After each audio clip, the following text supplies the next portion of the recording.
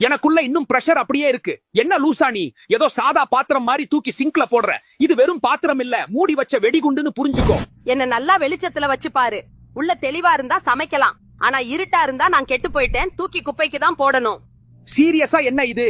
பாத்திரம் கழுவிட்டு என்ன இப்படியே ஈரமாவே போட்டுட்டு விடுற?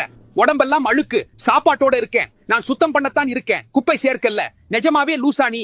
இந்த எண்ணெய் எல்லாம் குழாய்க்குள்ள போய் அப்படியே கல்லா மாறிடும். இதனால பைபெல்லாம் போச்சு. அதனால அத ஒரு பாட்டில ஊத்து. தயவு செஞ்சு என் தொண்டையில ஊத்தாத. உண்மையா இது தேவையில்லாத வேலை. கொதிக்கிற தண்ணி என்ன மொத்தமா எரிச்சிடும். அப்புறம் காபி ரொம்ப கசக்குது, எனக்கு தலை வலிக்குதுன்னு நீதான் உட்கார்ந்து புலம்புவ. நான் டிஷ் வாஷ் தான், நாய் ஷாம்பு இல்ல.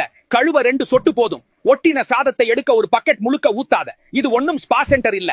வேண்டா, என்ன சிங்க்ல கழுவாத. பக்கத்துல இருக்கிற பாத்திரத்துல எல்லாம் கிருமிய பரப்புற. இது சுத்தம் இல்ல, நாசம். சுடு தண்ணி தான் சுத்தம் பண்ணும். சும்மா சும்மா என்னையே பார்க்காத. என் ஆவிய வெளியே விட்டுட்டே இருக்க. மூடிய மூடு, என்னை என் வேலையை செய்ய விடு. அப்பதான் நான் உதிரியா மெதுவா நல்லா வெந்து வருவேன்.